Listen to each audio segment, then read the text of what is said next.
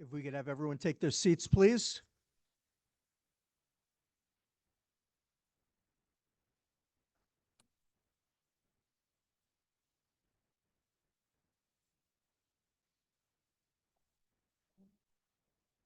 Well, good afternoon.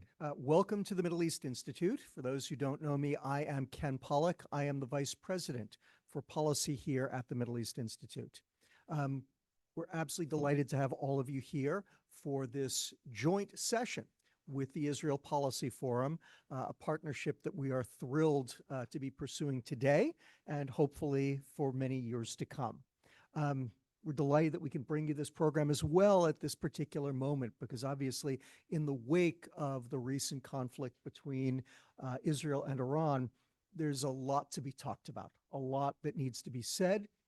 And I will say that in addition to this event with Israel Policy Forum, about which we are so thrilled, we're also going to be doing a kind of a partner event or a sister event looking at the Iranian side of the Israel-Iran conflict, which we're hoping to bring late next week. But for today, our topic is Israel, and we have two absolutely fantastic speakers. Those of you who have been with me before know I'm not a fan of long introductions, but I'm going to give Shira and Sima a little bit more of one so that they get their just deference. So first, Sima, to my immediate left, excuse me, Sima Shine. So Sima is one of these people who's been in a whole variety of different roles throughout her career. I like Sima for a lot of different reasons, starting with the fact that her analysis is outstanding, but I also feel like we've had kind of parallel careers. Every place I've been in the US government, Sima was in the Israeli government, just at a higher and more important level than me. So Sima was at Mossad, where she was the director of research and estimates. She was at the NSC, where she was the deputy director, and she was at Israel's Ministry of Strategic Affairs. And since then, she has been at the Israel's INSS, the Institute for National Security Studies, where she founded the Iran program and is now a senior researcher. To her left is Shira Efron. Shira is, let me make sure I want to make sure I get this properly. So Shira is the research director at IPF, but she is also the Diane and Guilford Glazer Foundation Senior Fellow at IPF. Shira is another person who's had a long and distinguished career, and I think many in this room know her because, of course, Shira founded the Israel program at the RAND Corporation, and she founded it and ran it there for 6 years and became a very well-known fixture here in Washington. So we're delighted to have both of you guys here with us at this joint event between MEI and IPF, a wonderful meeting of all of the minds.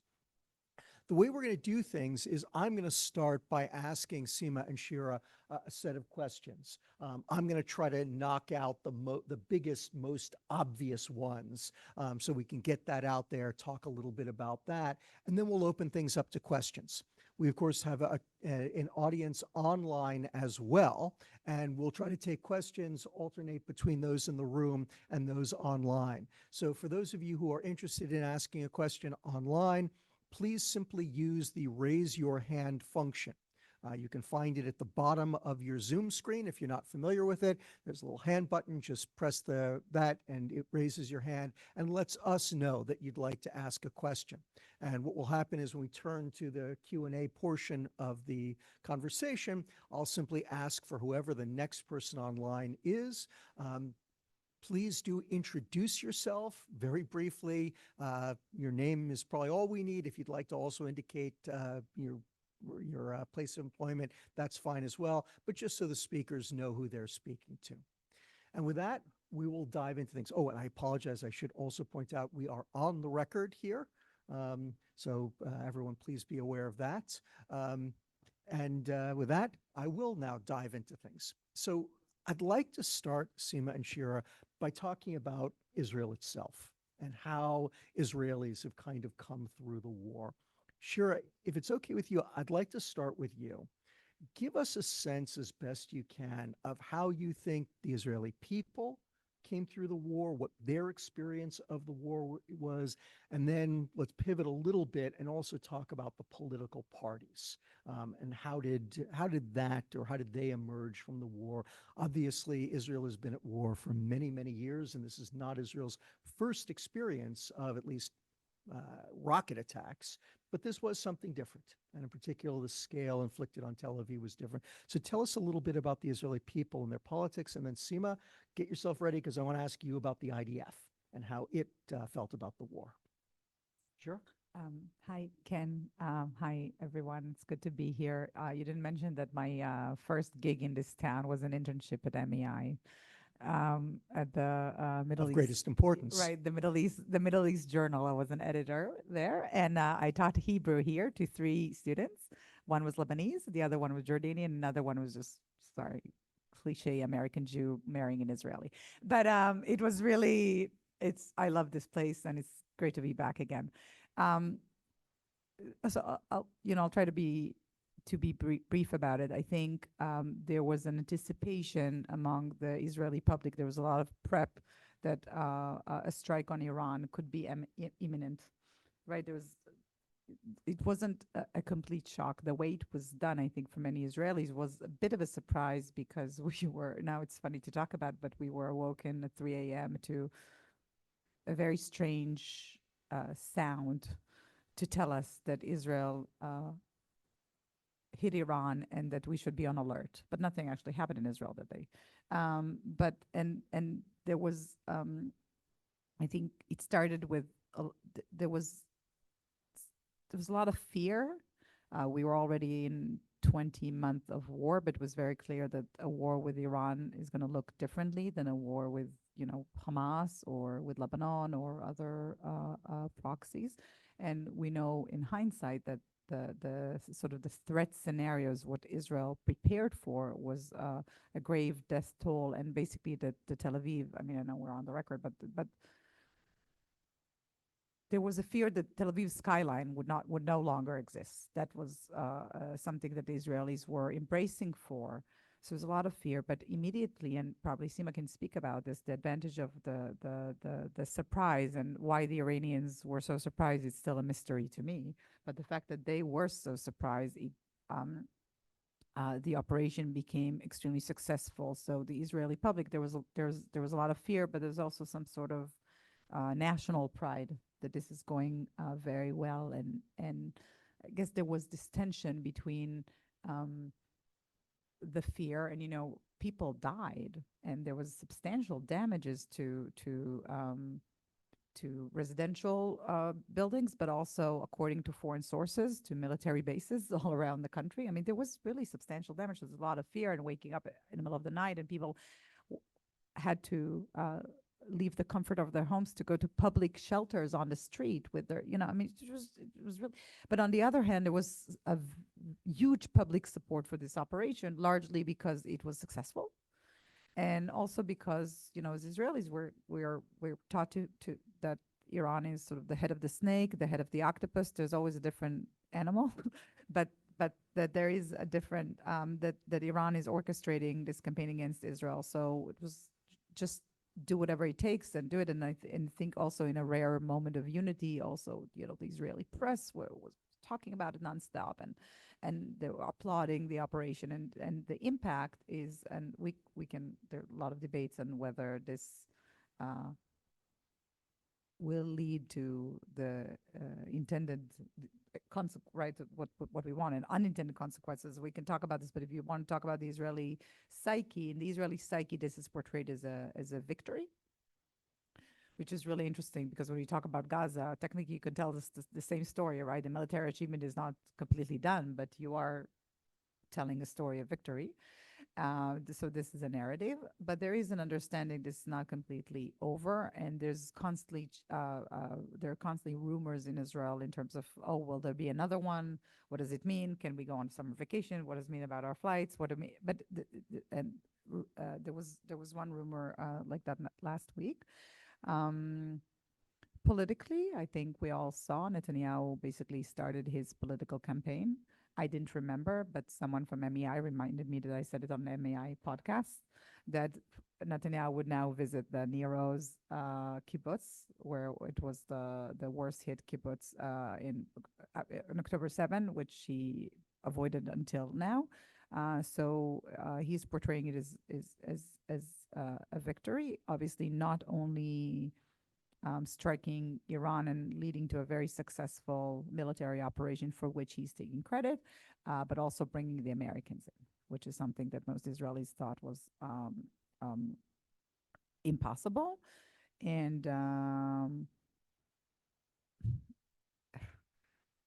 it, I, if you look at all polling, it's the Netanyahu bloc. You know, it's a parliamentary system, so you need to create a coalition. So the current coalition doesn't poll high. They have 50 seats at max out of the 60. So polling maybe hasn't changed dramatically, but this assumes that no one from the current opposition or those are on the sidelines and Mensah would not join Netanyahu, which I think is not a fair assumption. He's seen as a strong man, a statesman. That's what he's playing on. And that's up with that. Okay, that's great. And we're definitely going to come back to that point about, is this war over? Because I absolutely want to talk about that. But Sima, let me turn to you next and give us your sense of the security establishment, of the IDF, of the intelligence community, of the security establishment writ large. How did they see Israel having come through this? Obviously, there is a sense of victory, as Shira said. What does that victory mean, and the cost? Where's the security establishment right now? And again, we're definitely going to get to this question of future operations and where are we headed. So, sorry, no problem. As usual, you ask a question, I answer what I want to answer, but of course, I answer. Of course, I will answer your question, but I want to also to add to what Shira said about the public, because I think it's very important. One is, but very shortly, one is the fact that for years, the Israeli population hears from the government, and in the last 15 years, it's the same prime minister. We will not allow Iran to get to a nuclear bomb. And the notion of Israel attacking Iran is penetrated into the minds of the people for years. It's not a new one. And people were, in a way, prepared, I would say, to that. So that's one thing. The other one is that it happened after around 18 or 19 months of war. And this war, and this is, I think, a very important element, this war was initiated by Hamas. And we know that it was a surprise to Hezbollah and to Iran. But without Iran, it wouldn't happen. And the understanding in the Israeli public that this war could happen because Hamas felt that they have the back of the Iranians, and they knew that they have this cooperation with Hezbollah, with the Houthis, with the militias in Iraq. They have been preparing themselves in the last 4 years before the war in the war room in Beirut to such a scenario. It was a surprise to the others, but they were prepared and from Israel's point of view, it was understood that Iran was the problem. And the third point on this issue is that it happened after 2 rounds of attacks between Iran and Israel. Iran decided to attack Israel for the first time in history on April, and the second time on October. And from that point of view, I just want to remind ourselves, the first attack on the night between 13 and 14 April, they have sent 500 different flying, I call them flying things, missiles, ballistic missiles, cruise missiles, and UAVs. Big number. I mean, 500 is a big number on a state like Israel that is a small state. There were a lot of talking at the beginning that they did it. They knew that the anti-aircraft system will work, and CENTCOM with Israel. That's not the answer. They took into account that there will be a huge damage with just a big number of missiles and UAVs. And from Israel's point, the society, there was already a way of, as if we know how it happens when it is with Iran. So I put aside these remarks and I go back to your two questions about the IDF and Mossad. So first of all, it's already known that the IDF has put before the decision makers a picture that was much more, with much more casualties than it happened. So the decision to go to a war was on the background of an understanding that, as Shira said, we'll see it in Tel Aviv and in Haifa and in our military bases, and the numbers of casualties were there are I don't think they came to 4,000, but around between 400 and 800, which is a huge number from Israel's point of view. So this was the background of decision makers, and still they decided to go for that. Now, as for the army has prepared itself for this scenario for a long time. In the past, and especially in the last half a year, around half a year. And with a lot of exercises, with a lot of fueling, how they fuel on the road, without a lot of planning together with CENTCOM. So it wasn't a surprise. It was very well prepared before. And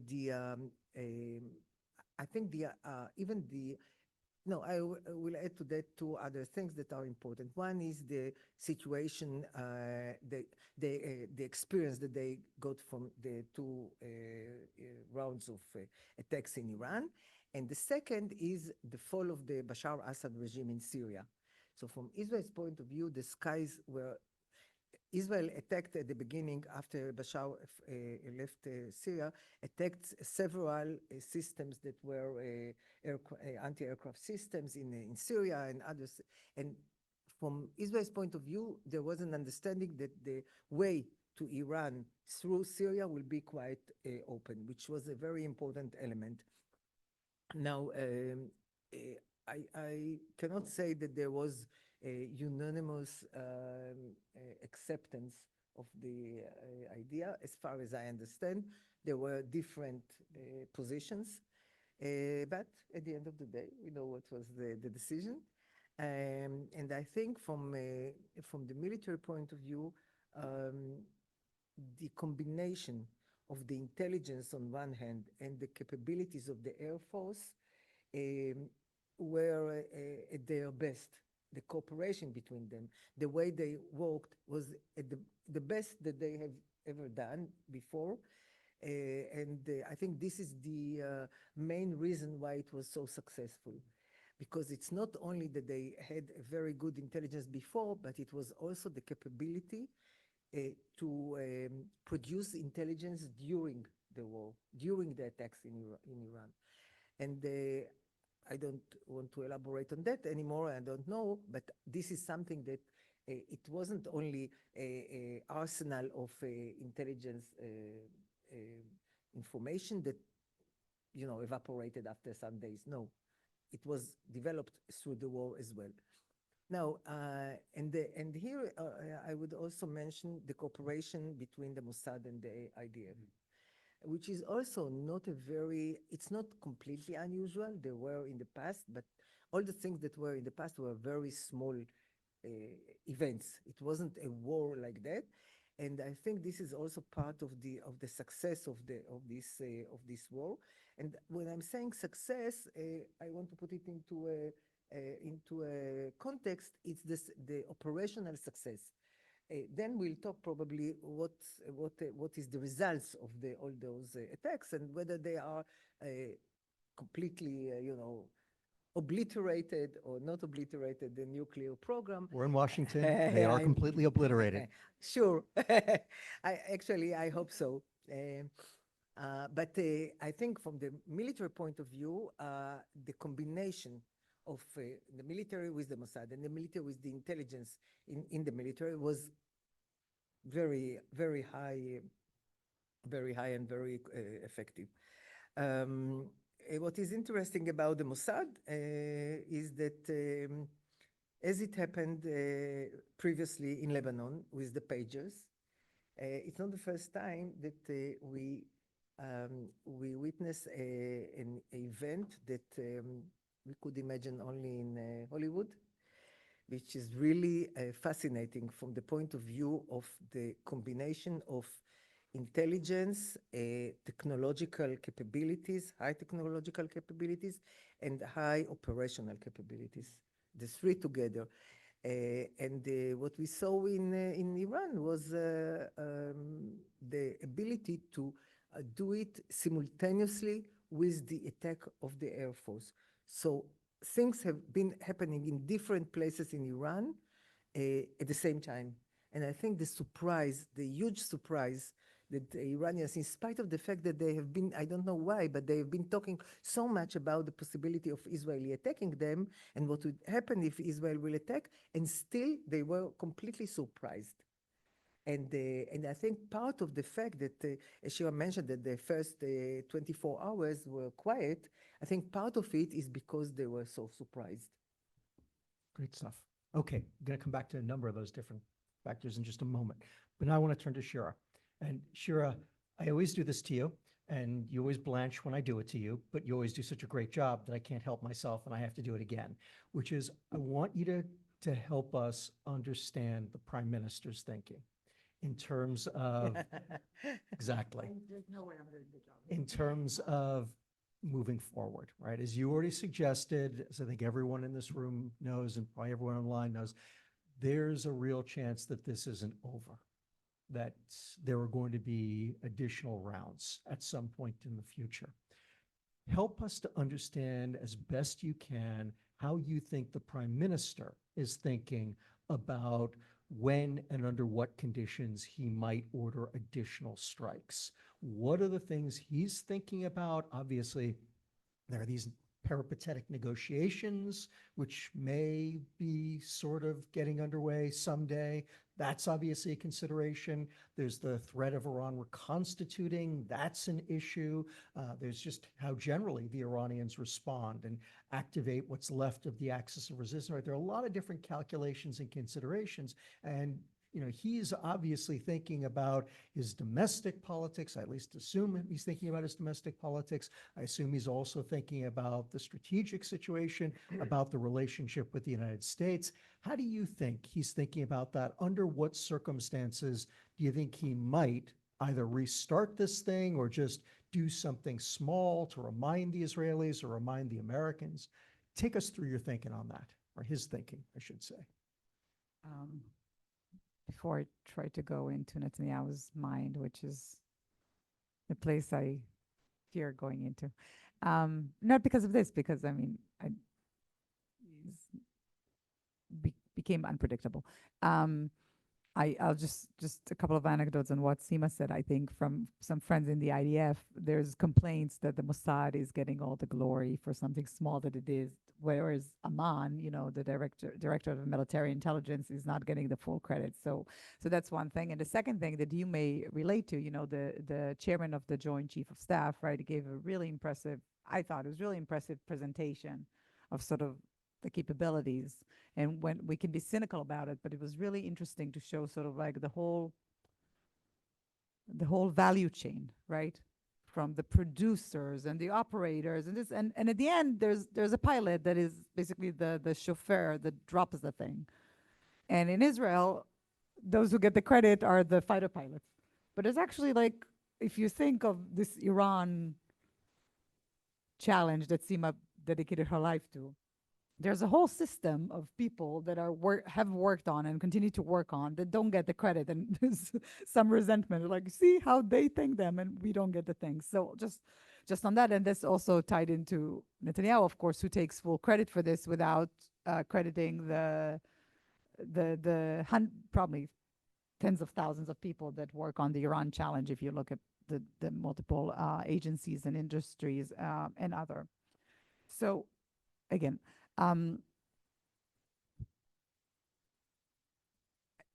There are a few things. It's very clear that, Netanyahu's calculation was, we're doing this. And I think there was a lot of people who were very cynical and said that the motivation was political. And yeah, maybe politically to also help Netanyahu. But for him, Iran was a religion, right? And he spoke about it for decades, and has been threatening and trying to pull the Americans into this, right? Arguably, the JCPOA happened because the Israeli threat was so credible. And he he was successful in conducting the strike and bringing the Americans in, thinking that this could lead to a high death toll in Israel and terrible damage, and still thinking that he's saving the Jewish people. And I really believe that's what he thinks in doing so. Then, President Trump announced a ceasefire, but neither side was aware of that. And I don't know if it was with Sima knows those guys better, but if it was a gun pointed to their head, you all of a sudden had the Israeli intelligence issue statements, the Israeli agency, Atomic Energy Agency, which never speak out and issue a statement. And Trump also spoke about 52 Israeli fighter jets that were forced, that he told them to turn around, right? So it was very clear that Netanyahu was caught off guard with the terms of Israel wanted to quit when on top. But the idea is, what are the terms of the ceasefire? What are there any terms? And what is the enforcement mechanism? And I don't know that there are answers to this. So when you're asking this, I assume that part of a big part of Netanyahu's conversations with Trump, or I hope, were about that. But we don't know what happened there. And the question of under what circumstances he would go again and conduct another strike, I think that largely depends on the green light that he gets from Washington, because it would be different this time. And Sima can talk about why Iran could be better prepared this time and why it's going to be different. I also think this Israeli strategy of mowing the lawn, as we call it, right, of going to Syria and Lebanon and Gaza and the West Bank for years. It's different when you go far to a different country. And yeah, the Syrian airspace might be free, but there's some countries in the middle. I mean, it's a little bit more complicated. And without the U.S. having the defense umbrella, it'd be hard to do. And especially as the Israelis are happy that it happened, but they're also happy that it's over.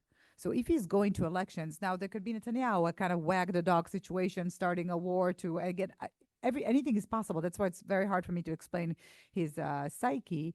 But there's no question that if this doesn't turn into, if there's no agreement, and then we can talk about what does the agreement look like, because I don't know who in the U.S. will do the agreement. My understanding is they delegated all the tactical negotiations to the Europeans. But what's happening with the big thing?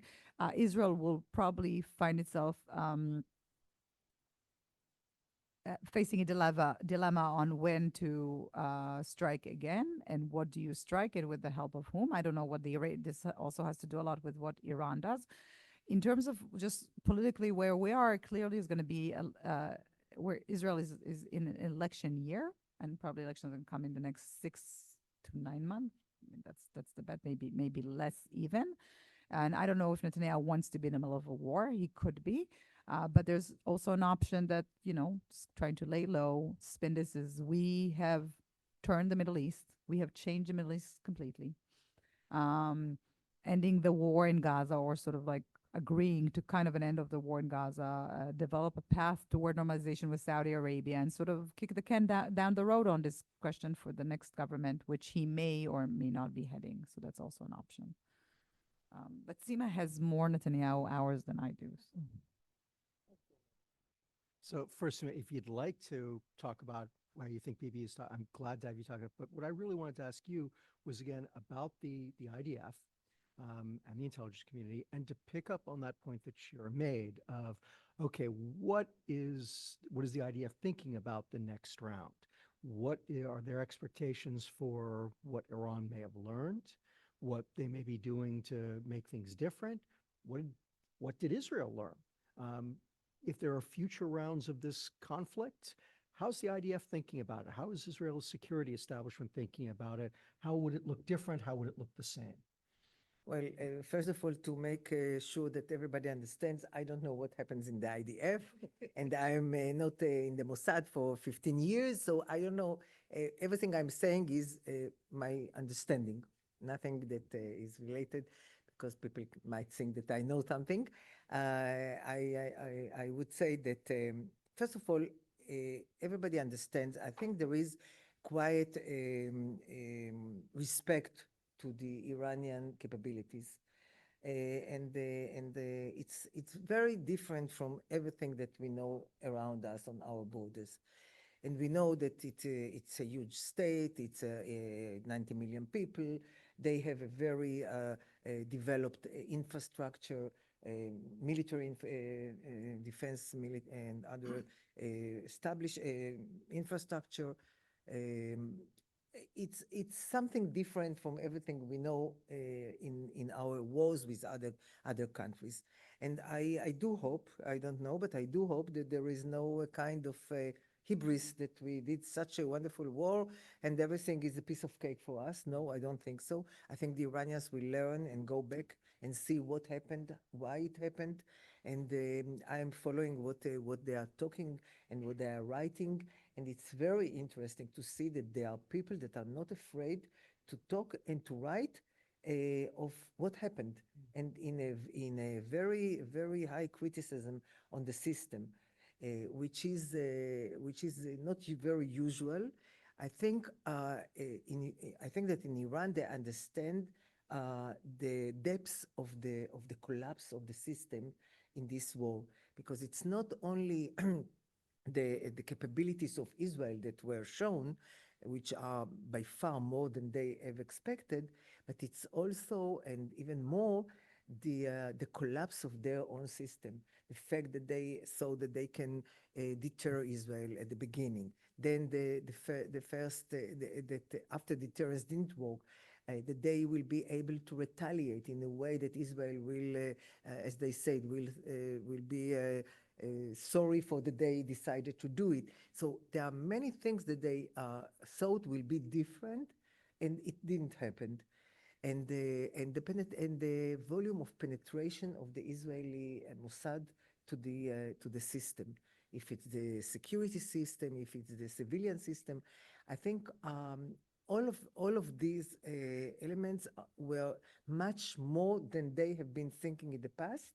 And I think that they will go back and learn everything and try to improve themselves. We already see it in the last days. We hear the Iranians saying that they had air defense systems that they hold in order to replace those that were struck by Israel, and they have shown picture. I don't know if it's one battery and not more, but they are talking about replacing the air defense system. They are talking about just in the last 24 hours about launching space vehicle, which we know that is always they didn't launch, that just made the preparations and computer and other things, but we know that they use it in order to improve the capabilities of their ballistic missiles, of course. So I think the Israel, I hope Israel is thinking about all these elements. We know that the Iranians are now in new connections to the Chinese. They hope to buy things from the Chinese because the Russians are so deeply involved in the war in Ukraine. Probably they don't have enough capabilities to sell any missile systems and others. And I think that Israel, the Israeli army and the Mossad have to, everything that was very successful, you cannot use anymore. So you have to invent something new. And if it's tactics of operational tactics, if it sources of intelligence, and all of that has to be renewed, and all of that has to take into account that the other side probably has trusted what is, and therefore I think it's a different opera, as we say, when there will be, if there will be a second round. If you want me, I can say a word about the second round, or Sure, yeah. Not that I know when it is going to happen. I hope it's not going to happen very quickly, but I do think that there is a growing feeling in Israel that the mission was not fulfilled. that the nuclear program was attacked. There are damages, but the capability of Iran to produce a nuclear weapon was not destroyed completely because of the fissile material that we don't know if part of it is under the threshes of or all of them or part of them or part are somewhere else. The Iranians have said before the war that they have spread the material in different places in Iran. We are sure that they have somewhere advanced centrifuge that they have developed during the years that the IAEA is not making any inspection on that, and deployed only part of it, and part is somewhere else. So there is a feeling that the capability, if they decide to do it, I'm not saying anything about the decision. I think they are far from that now in this time, but the capability still to have to break out for a nuclear device was not completely erased. And therefore, I think there is a thinking in Israel, and there is, especially with the prime minister, we heard him saying what I saw in the Wall Street Journal is that he said to Trump that there might be a reason to go for second round. And from what I read in the Wall Street Journal is that Trump didn't encourage him, but didn't say no. So we don't know. This is the atmosphere, and we'll have to see how things develop. Yeah, obviously, we're all going to be watching that space carefully. Yeah. Lots to talk about. I'd actually like to shift a little bit and talk about how the war may have affected other strategic and foreign policy issues that are critical to Israel. So let's start with Gaza. Obviously, a very tough topic, but we're all aware that the military operations in Gaza continued. The situation in Gaza is very dire, and it is becoming an issue out there. So what I'd like to ask both of you, Shira, I'll start with you. Has the war and the success, recognizing Sima's point that it may be somewhat qualified, but nonetheless, the sense of a successful war against Iran, has that opened up new possibilities with Gaza? Has it changed anything with Gaza? Might we see something different with Gaza moving forward? So I think yes, but first of all, just from a narrative perspective, right? And I think I said it before, the fact that Israel portrays the situation in Lebanon as an Israeli victory, and it does, and the situation in Iran as a victory, despite in both places we don't have. The Iranian regime has not changed its behavior, right? The military achievement is not perfect in either place. Hezbollah is it's a shell of what it used to be, but it's definitely not obliterated, decimated. So arguably, you could definitely make the same narrative argument about Gaza. I think it also changes things because from the Israeli perspective, right, you can say that, where it all started, you're going back full circle. Yahya Sinwar started his thing October 7, anticipating, hoping that his peers will join. They didn't. And one by one, Israel, through kinetic actions, was able to deliver a remarkable shift across the Middle East. And we may see, it may not lead to anything good, but it also may, it has changed. And going back, Israel can say, well, in Gaza, now that we addressed the Iranian threat and we restored our deterrence, now it's time to close the full circle and change the situation in Gaza. At the same time, there's quite a dissonance, right? First of all, when you see an adversary that Israel respected and actually trained for, and Gaza. We talk about Hamas, the Palestinians in general, but if you talk about Hamas, I mean, not only we did not prepare for addressing it, I mean, anyone, and I think this is now public information, that anyone working in the defense establishment know the directive was from the political rank was to keep Hamas in power, to make sure Hamas is kept in power. Sorry, Sima, sorry. God, how embarrassed. It's only but we're in the air conditioning. Could have been nice. Sorry. Okay. Here, I have another one. So the idea was, thank you, that Hamas was to keep Hamas in power, um, weakened, deterred, and effective. And Israel had a big role in turning Hamas from a contained terrorist organization into a sovereign, de facto sovereign of a territory that became, monsters. So this is one thing. The second thing is, but while the opportunity is there, and Sima and I spoke about yesterday, Gaza is not just a foreign policy, defense, national security issue. It's a political issue. It's an ideological issue. The Palestinian issue inside Israel, because it has to do with what we call, the Eretz Israel, the land of Israel, the fatherland, right, the motherland. Uh, it's it's something that, when you talk to Israelis on the far right, who happen to be religious, the biggest argument with them is, when did Zionism start? So whereas some people in this room, would say that Zionism started 100 years ago, they would say it's thousands of years ago. And that's where the debate is. And then there was no, 67 borders. So I think the question of, can you use the success, the military success in Iran to close the door? Of course. And even without it, Hamas used to be, right? Hamas was Hamas. Can you guys even tell me who's the big person in Hamas? No one knows them. I mean, there's one guy, Zadin Haddad is one person. Hamas is a shell of what it used to be. There's no command and control structure. It's a guerrilla organization with that controls a very small territory. Lost its any legitimacy that it had with the world. Um, you have not just the United States, but also the Europeans. You have the Arab countries around, which were always like, okay, well, in the name of stability, let it be it.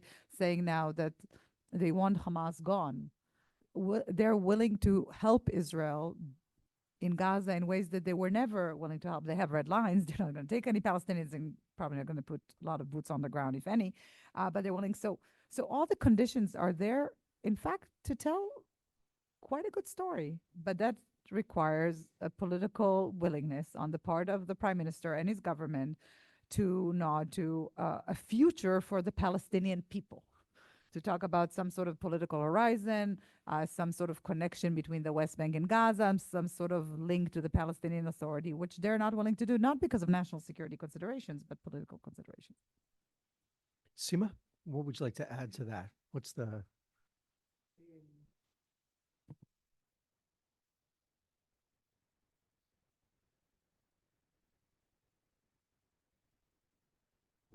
Gaza is a political decision. It is a political decision in several aspects. One, it will bring to the end of the war, and that means investigation that everybody is demanding, and Netanyahu doesn't want.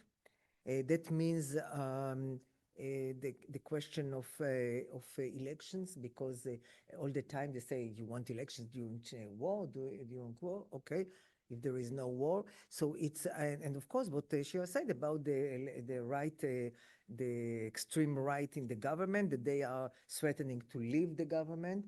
Or the religious parties have already left the government, and now the two other right-wing government parties are saying that if the war stops in Gaza without achieving what they call a full victory, God knows what does it mean, and so they will leave the government, and this government will be a minority government.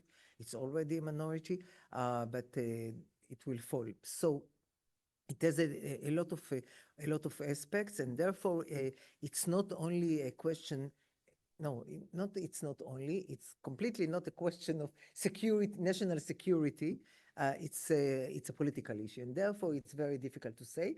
Of course,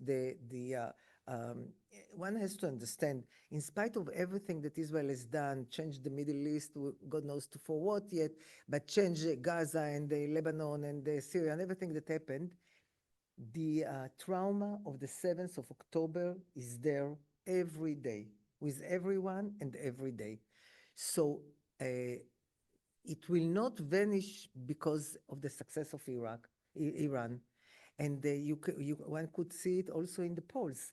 The polls, the first polls after the stop of the war with Iran didn't give Netanyahu high percentage more than before, because people, on one hand, are happy to see that it was so successful with Iran. On the other hand, they are still under trauma, and every family has someone they know.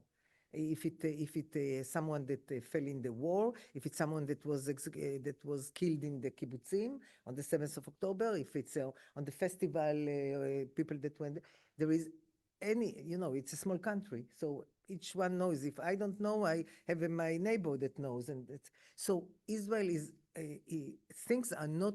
This is not in a ideal world. When you look on things, you could say after Iran, the prime minister will come and say, okay, we have such a victory. I stopped the war there. We'll bring back the hostages and everything. And no, it's not connected in any way. He knows and he understands that in spite of the achievement, people don't forget what happened on the 7th of October and blame him for that. He is trying to blame the army and the Shin Bet and the interior security organization, but people blame him because everybody knows, he was talking, everybody knew that he was talking about the Hamas against the PA in the West Bank, and not only that, he was sitting in a meeting in the Security and the Foreign Relations Committee in the Parliament, talking about the plans of Hamas, exactly what happened. So he cannot say that he didn't know, they didn't wake him up, all this story that we hear. And therefore, it's a very, very difficult combination, political combination, and the decision will be a political one. Fascinating. First, Shira, I have to note that you did such an incredible mommy thing there just a moment ago, mopping up a spill while simultaneously never missing a beat to discuss Israeli politics. I was just incredibly impressed by that. But before we get off it, I did want to ask both of you, this is an event ostensibly about Israel after the war. I will ask Shira something related to that, but Sima, I can't not take advantage of your expertise on Iran. And I want to ask you one before we move to Q&A. So Sima, for you, how do you think, well, I'll make the question simple, but you can, as you will, take it in whatever direction you want to. Do you think that the war has changed Iran's grand strategy toward the region, toward Israel? I see at least three schools, one of which is a kind of the mistake was we had a good strategy and we got away from it on October 7. And then there are the build a bomb, be more aggressive. And then there are the reformist, make peace with the Americans. Do you think it will actually change Iran's grand strategy? Let me start there, and then I've got one for Shira before we move to the Actually, audience. I must admit, this is the question. I mean, there is no other important question. And as always, there is no good answer, no good one answer. I think, as I hinted before, there is a debate in Iran, and people are rethinking what happened. Because just very shortly to say, all the strategies of Iran have collapsed. The strategy of the proxies that they have built, they have put such an enormous amount of money and training and everything, collapsed during the war with Israel. And the notion why they built this, what we call the ring of fire around Israel, was to prevent a war against Iran, against the Iranian soil. And what happened is the contrary. They were in a war, and the proxies, not only that they could not prevent it, they could not retaliate. And we know that Hezbollah immediately said, well, Iran has all the capabilities to retaliate. They don't need us. Of course, they don't need us because we cannot do anything, Hezbollah in Lebanon. So I think this is a huge collapse, and I'm sure that that it will be very difficult, even those that are very loyal to the regime, around the leader and everything, to ignore it because it's so obvious. At the same time, if I'm looking what they are saying and how they are saying, and if I'm taking my experience with this leader, and at the end of the day, it's the same leader for the last 40 years or less than 40, 36 years or something like that. And for his way of thinking that was very much shaped during the Iran-Iraq war is the resistance. We will we got a huge blow, but we will resist. And the resistance will, at the end, will survive. And I think he's not able to change. Of course, not to change.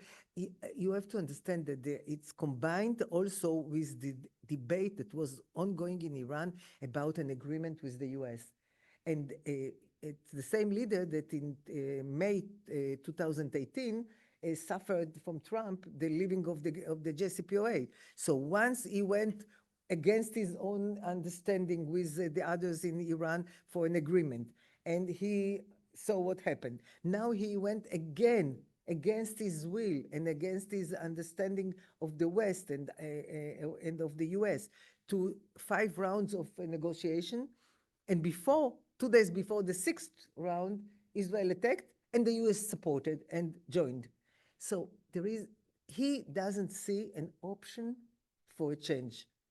And from his perspective, changing the policy now and going and giving in everything that he didn't want to give before the war, the zero enrichment, now he will go for that. What does it mean for his own people? He All right, Shira, last one for you. You mentioned elections, and last time I had you at an event, you talked about the prospect that Iran would be Bibi's swan song, that this would be his legacy war, and he would drift off into the sunset. Quickly, because I do want to turn to the audience, but what's your sense of, will Israel have elections, and will this war be the end of Bibi Netanyahu's political career? Sure. Just before that, I agree with Sima on pretty much everything in life. I totally agree that that this success or perceived success in Iran would not erase Netanyahu's responsibility for the worst, right, for the worst failure in Israeli and Jewish history since the Holocaust.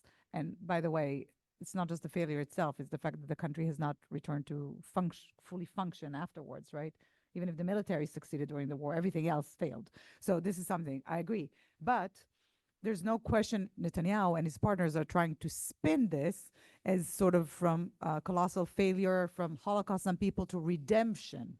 And you even heard people in the government saying that it's good that the October 7th happened because it led to this miracle, saying it with their own words. So it's not, so I think that because we're in a world of narratives, even Netanyahu wanted to use Iran to close Gaza in a way that he can. And I think there are indications that this is what he's trying to do. The problem is, this is where we get to the difficulties. In a sense, Iran is a very complex problem, but it's a problem that for now there's like the Israeli kinetic action, and maybe there'll be an agreement. Gaza it's kind of like Iraq, think about it, but you're next door. We went in and we destroyed the governance that was complex, that was a terrorist organization, but we destroyed the governance of a system with 2 million people and all of the physical infrastructure of Gaza. Gaza is decimated. And it's decimated. So now it's really a problem. How do you portray a victory and what comes next? And the fact that Israel's like refused and didn't allow, Netanyahu himself didn't allow to even discuss and create backup plans for Gaza the day after, and still till this day, it's not allowed to the maybe between men and Dermer, but not the Shin Bet, not the IDF, not Mossad, no one, is the fact that it's complex.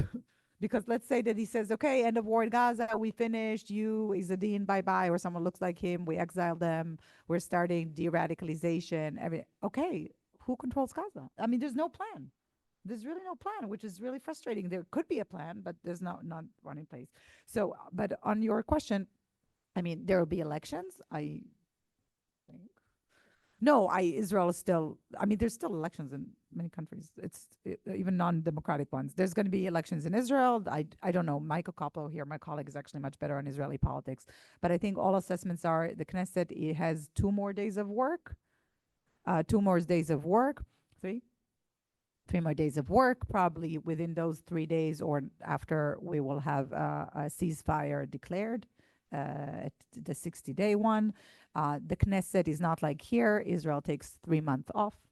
So during those 3 months off, his coalition, his government will be sort of, I mean, you can't break the government during recess. And in those 90 days, many things could happen. It could be either a draft bill for the Haredim, either trying to break into a peace with Saudi Arabia and acknowledging the Palestinian state. I mean, anything is optional, but it's not. Most likely, in the Bibi way of things, he's going to juggle and play for time and kick the can down the road and probably going to make a decision very last minute. I think the calculation is elections would come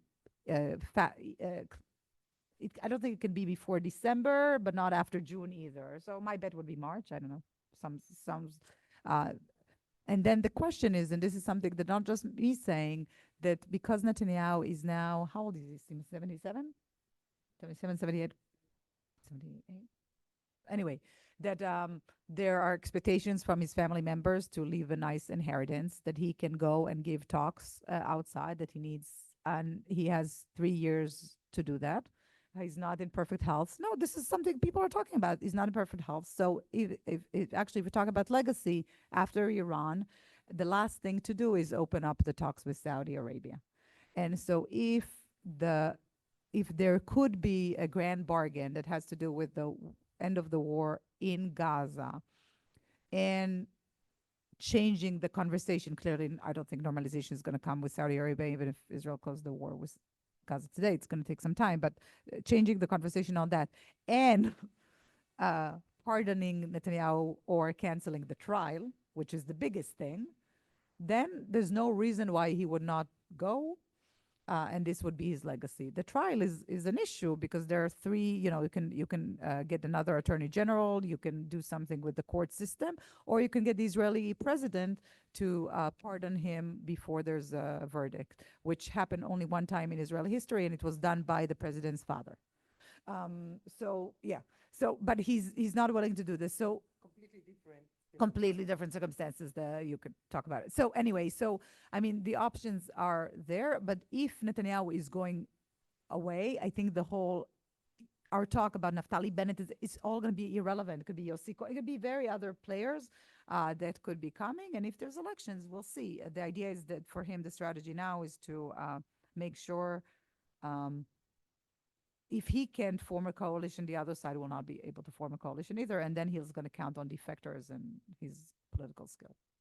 Terrific. Okay, let's open things up to questions. If you've got a question here in the room, if you can take your name tent and put it up like that, I'll call on you in turn. And then for those of you online, please use the raise hand function, and I'll be alternating between folks here in the room and folks online. And please do introduce yourself, just your name and affiliation. So, Sean, please go. Yeah, there's a microphone coming. Good afternoon, Tom Kahn from Israel Policy Forum and American University. Thank you for this phenomenal program. Isn't there a danger now of Israeli overconfidence with the great victories against Hezbollah, Syria, Iran, and particularly to juxtapose its intelligence brilliance there with the absolute catastrophe of October 7th, where intelligence completely collapsed?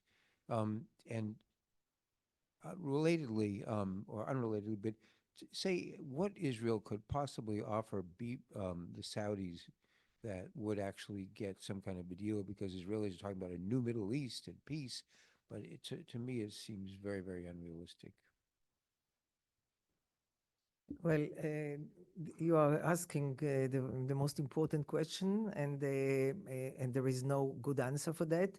And I think the best answer to say why on 7th of October it didn't work and all other cases it worked is that the problem of the 7th of October was not intelligence.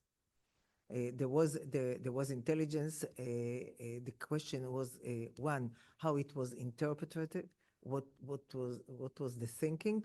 Two, I'm sorry to say it, but I say it also in Israel, the hubris of the Israeli security establishment, Hamas. They have been working for years on Hezbollah and Iran. And therefore, when they went after Hezbollah, they succeeded. When they went after Iran, they succeeded. They put all their resources, all their thinking, everything on Hezbollah and Iran, because the immediate threat on Israel was foreseen to be coming from Hezbollah. And that was true. And I think nobody took seriously the possibility that Hamas will do what they do, what they did. People were thinking that they might do something small, get into one kibbutz and do something. That was the maximum of the imagination of those who saw that Hamas will do something. And therefore, I think part of it is to put the blame on the security establishment, unable to think in such a way. But the other part is the political side, because for years, it is all now in the open. There were those, especially in the Shabak, that were coming to the prime minister, suggesting to him to go for assassination of the leadership of Hamas, because they say they are planning several things. He didn't want to do it. From his point of view, the situation that there was a separation between the West Bank and Gaza was important. You cannot have a two-state solution when you have three states, one in Gaza and one in the West Bank. And the more Hamas is, as you say, controlled or weakened. Yeah, how do you do it? But this was for years the understanding, and it penetrated also to the security establishment. Just Tom, on Saudi, I think there's a big thing in Israel. There's a whole conversation which I think is flatly wrong. This whole like peace through strength really caught on, and this idea that now when everyone saw Israel's incredible military achievement, the Saudis and everyone else is going to be knocking at Israel's door, and I think this is completely misreading of the region where they are and what they see. There's tremendous fear of Iran, and actually taking additional risks with Israel would not be the right thing. Where there are interests, there are economic interests, there are military interests, there are ties between Saudi and Israel already, so you'd argue that they don't have an incentive to take the risk because they're getting what they want from Israel as is. They can get more. There's this IMEC idea and other cooperation project, but I think that what would be, and at least the Saudis that I speak to, and I don't claim to represent the whole, what the kingdom wants, but they want stability. They want quiet. They have Vision 2030, and all these other countries are investing in a detente with the Iranians and with the Houthis and stuff. And this understanding that trying to sideline the Palestinian issues and ignore it didn't work. It interferes with their visions that are motivated by self-interest, not for the love of the Palestinians. So I think what Israel can give them now is end of war, stopping to see those images from Gaza. And I heard from Saudis that they're really scared of radicalization of the youth inside their homes, right? This is something that is affecting people around the Middle East. So they're scared of not how it affects Israel, how it affects their ability to fulfill their agendas, especially Saudi. And I think, if Saudi changes their mind, all the other countries would follow. But this is the major thing that Israel gives them now, is putting a lid back on this issue, and in the immediate. Of course, the sky's the limit if you talk about this integrated Middle East and other things, but I think the immediate priority is closing this and having something. They wouldn't settle for an end of war, but it also has to be connected to something real or semi-real on the Palestinian issue as a whole. Great. Let's take the first question online. If you can identify yourself and then ask your question.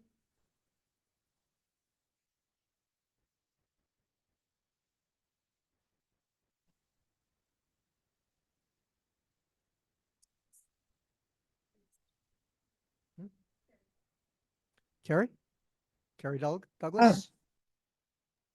Thank you. So my interest is in the value of and the future of international humanitarian law. And given the IDF soldiers that were recently arrested in Brussels and then released, what is the value and what is the future of international humanitarian law for the Israelis? Thank you. All right, which of you guys would like to take that one? Sima, you're going to take it? This now no attorneys. First of all, they were very quickly released because they were not connected to anything that happened there, this event in Brussels. I think that there is a lot of information coming out of Gaza, part of it correct and part of it just fabricated. We know that there are reports from the beginning, not even now, but from the beginning of the UN that have been based on information of Hamas and not of counting how many tracks were getting inside Gaza. And it took some time and a lot of work, including a very important paper that was published in the INSS, my institute, and that the UN had to admit that it was based on partial information. So I don't want to say that there is no problem in Gaza. There is a huge problem. And of course, part of it is because Hamas is stealing the humanitarian aid and selling it for 3 times more in order to have resources for what they need. So the bottom line that I want to say, I'm not an expert on the humanitarian issue, but the bottom line that I want to say is, on one hand, there is a problem in Gaza, and there is a problem of not of famine, but of lack of enough food. But on the other hand, there is a lot of disinformation that is coming out, and in any case, I think that it's time to end the war in Gaza. Regev? Hi, Regev Ortal. I have a question on the longer-term strategic Israeli considerations on Iran's nuclear program. On the one hand, it seems to me, and I think in our conversations, that there's no actual military way to obliterate Iran's nuclear program, right? Even if you destroy every single centrifuge and destroy all of the uranium, there is still the information and knowledge and ability to then pursue this in the future. But oftentimes, I think when that conclusion is reached, then the next conversation is about an agreement. And so my question is there an agreement that is both stringent enough and actually will be enforced enough to prevent the development of an Iranian nuclear weapon if the regime decides to develop it, if there is interest in the Iranian regime to develop it? And if you don't disincentivize the regime from developing the weapon, then should Israel assume that one day Iran will have a nuclear weapon? And if so, what should Israel do to both protect itself and address that problem?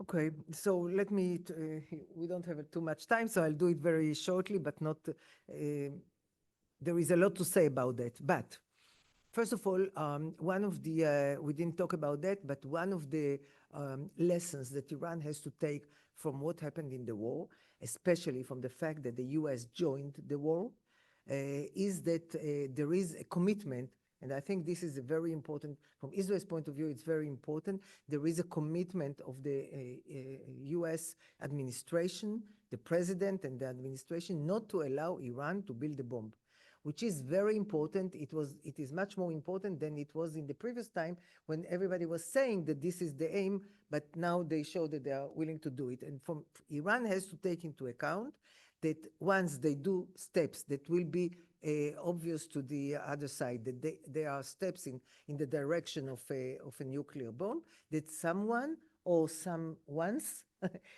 more than one, will attack them.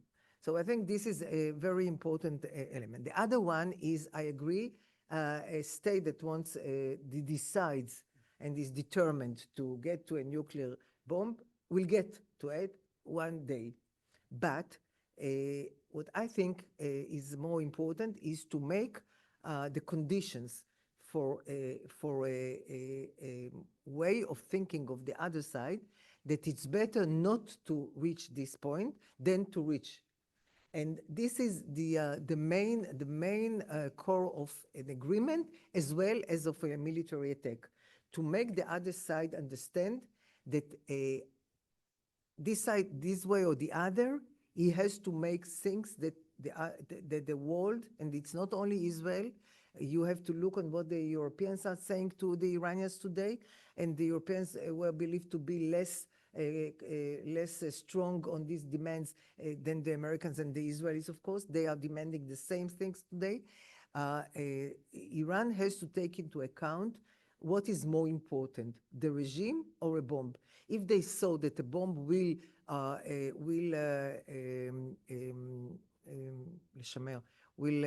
preserve, forget words, will preserve the regime, they have to understand that a bomb can destroy the regime. And I think this equation at the end of the day is important for both directions. I personally would prefer an agreement, because once you have an agreement, and I think there is a possibility to reach an agreement that is not the perfect one. The JCPOA was not perfect as well, but it can be better than the JCPOA, and for longer time, which is much more important, the timeline, the sunset, and the inspection of the IAEA. I think these elements can be reached because Iran is in its lowest point from the security point of view, and I think they are willing to go for something. The question, of course, is it possible to bridge the demands on the American side and the Israeli side with the Iranians? On the Israeli, I'm sure there is no possibility, because from Israel's point of view, no enrichment is the demand. I think Trump is saying that he has the same demand, no enrichment, but I think there is a flexibility on the US side, or small flexibility, and there is a small flexibility on the Iranian side, but there is a huge distrust between the two sides, and it's very difficult. Okay, Simi, you can't just leave us hanging there. You gotta tell us what you think the deal looks like. It depends on the eyes of whom are looking on the deal. So I take out Israel, because I think Israel will not like any agreement, because one has to understand an agreement with Iran means the removal of all sanctions, means a lot of money pouring into Iran economy, which is in a very, very dear situation, and of course capabilities to support all proxies in the region. So the dilemma of Israel is more than just the agreement, the very closeness of the agreement. It's the notion of Iran getting back money that is frozen outside, a removal of sanctions, the capability to use the banking system, to export oil. All of these things is a huge problem for Israel, that knows that Iran will use this money for bad things. But having said that, if there is an agreement, it should be one, it should be in some aspects very close to the JCPOA, which Trump thinks that was terrible, but unfortunately there are the things that were okay in this agreement. One is the low enrichment, low number of kilograms of fissile material that stays in Iran, no advanced centrifuge, which is very difficult with Iran today. It was okay in 2015, but not today. Inspections that are not only on the declared places that Iran is declaring, but also in places where there is a suspicion of something that is relevant to the nuclear, and Iran should allow the inspectors to go there, which is much beyond the subsidiary arrangement between Iran and the IAEA, and the timeline, the sunset. It should be for 50 years and not for 15. Yeah, I said low enrichment and low numbers of kilograms that are stay there. So that's the framework, but there are so many other details, and it's very difficult to see if it's possible. We didn't mention a very important word here in the room, snapback. And the question is whether there is enough time for such an agreement, because there are so many details. One can look for a framework agreement, a frame of agreement that talks about these specific issues that I mentioned, but the details, and there are so many details because the program is very wide. And the question is now, how can you bring back the IAEA if Iran doesn't want to cooperate on one hand? If Iran will, for instance, will ask, the agency will ask where are the kilograms of the 60% enriched, they will say buried in the Fordow, who knows? So it's very, very difficult today, much more difficult than it was before the war. Very difficult to go for to reach an agreement, and within a month, not more, a month and some days, the Europeans told and Trump, the Iranians, that if they don't get to an agreement, there will be what is called the snapback, bringing back all the sanctions of the Security Council on the nuclear issue without the capability of Russia and China to veto this decision, because it's part of the JCPOA. And the main, this is my last sentence, the main effort that Iran is doing in these days, in the last 2 days, and in the coming days, they have a meeting in Istanbul with the Europeans. They have a meeting today with China and Russia in Tehran, and they have called the Egyptians, and now the Egyptians are calling everyone else, and they are doing all the efforts they are able to do in order to prevent the snapback, because not only because it will bring all the sanctions back and all the sanctions of the Security Council back, and it will be difficult for them, it's also because they have committed themselves to retaliate if this snapback is coming back. And retaliation means, one, leaving the NPT or doing some other things, and it can escalate the situation even more than it is already. That's it. I can just add to this. I think the big issue is that what Sima portrayed is sort of to get to such a complex agreement and under those conditions would be very hard, and you need someone to lead it, and arguably it would be the United States. This is where the issue is, right? I mean, there were some layoffs in the State Department with some Iran experts in that. Now, I'm serious, because my understanding, and this I heard from the Europeans, that sort of the Europeans were delegated the tactical, using the snapback just to get the IAEA inspectors, but not the whole package. And so, and this is, you know, when you talk about even the snapback and the sanctions, but when you mentioned there's North Korea, and there's Pakistan, and there's China that maybe will not be able to veto sanctions, but, you know, there's an expectation that China may help or may not help. And you saw this little like rendezvous between India and Pakistan, where China was able to finally ever show that they produce supposedly high quality platforms, right? So this is, I mean, these are all things that someone needs to manage, and without the US managing this, and I don't know that there's an answer in this town to this, but who's going to do it? And as Sima said, I think Israel is not going to voluntarily push for an agreement. So the ball is really in this court. Okay, we'll take one more for online. Lawrence Poster, I'd like to answer your question. Lawrence Poster, Catalyx Group. So first, a very quick follow-up. As part of an agreement, don't we also need to see Iran being controlled for its terrorist support financially and in every other respect? Now, the question that I was about to ask, we all know, of course, about Israeli failure in October 2023, but what about Israeli failure about not knowing about the 500 miles of tunnels, or at least publicly, we don't know that Israel knew about them. What percentage of those tunnels have now been destroyed? But most importantly, if there's going to be a permanent peace in Gaza, we don't know what the day after looks like in terms of Israeli position, but there has to be a day after. And will countries in the Middle East, the US, participate, or is Israel going to insist on being in control of Gaza the day after? Phew. Okay, we got 6 minutes to try to tackle at least parts of all of that. Sima, you want to start or?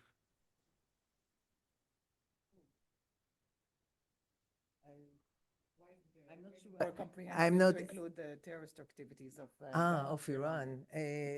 The issue of what does include an agreement is was also in 2013-15. It's not a new issue.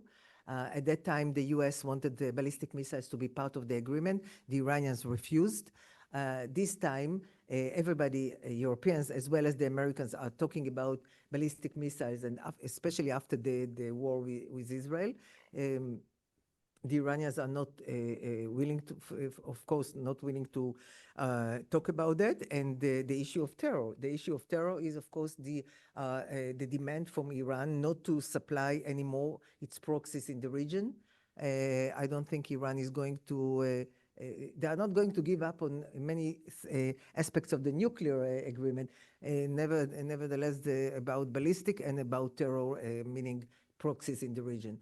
So from Iran's point of view, supporting Hamas, supporting in the future, supporting Hezbollah already now, supporting the militias in Iraq, the Houthis. You just saw a week ago, there was a vessel coming from Iran to Yemen that was intercepted on its way, full of parts of ballistic missiles and other missiles and the air defense system and others. Iran doesn't stop. They have been hit, they have been killed, people, important people, the upper echelon of the military and the IRGC was killed, and still they continue supplying arms to the Houthis. So, and one has to understand, it's not only that the Houthis every night or every second night are shooting on Israel and we are going into shelters in the middle of the night, but they have stopped most of the trade passing in the Suez Canal. So Egypt is paying a high price, a higher price even than Israel with with our port in Eilat. So the Houthi is a problem not only of Israel, it's also a problem of Egypt, but it's also a problem of the international community not being able to trade through the maritime. So I think it's not anymore an Israeli problem, Iran. Iran became a problem of the world, and I think people in all over the world, in the leadership of Europeans and others, understand it. This is the reason why immediately when the war started, when Israel started the attack on Iran, most of the important leaders in Europe came out and said, Israel has the right to defend itself. And the Iranians were crazy about this support because everybody understands that the instability in the region is originated in Tehran. And not to talk about, we don't have time, but not just to mention the terror activities that are taking place in Europe when they want to kill the Iranian opposition people that are in Europe. And when they try to attack Jewish and Israeli places all over the world, in Europe, in Latin America. Just 2 days ago, we had 25 years of the event in Argentina with the embassy and the Jewish center where dozens of people were killed by Iran and Hezbollah. So this is a source of instability in the region and in the world. 2 minutes, Shira. Okay, so first of all, I think there's an assumption built into right, that there must be a day after in Gaza. And a day after can also be what some people in Israel call for, which is, full Israeli occupation of Gaza, military rule, return of Israeli settlements. And that's also a vision for a day after in Gaza. So I don't know that the vision of a day after in Gaza where Gaza is governed by someone that is not Israel is